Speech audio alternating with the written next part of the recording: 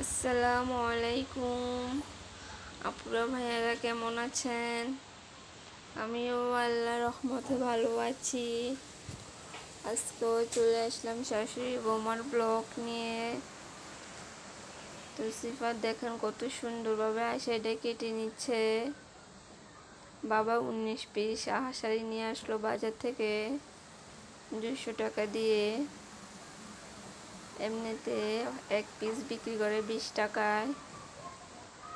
তো ইনি অনেক দিন ধরে বলতেছিল যে আষাঢ়ি পাইলে নিয়ে আসতো। তো আমার ভিডিওটি এই পর্যন্ত যারা দেখেছেন, লাইক দিতে ভুলে গিয়েছেন, অবশ্যই একটা লাইক দিয়ে আমার পাশে থাকবেন।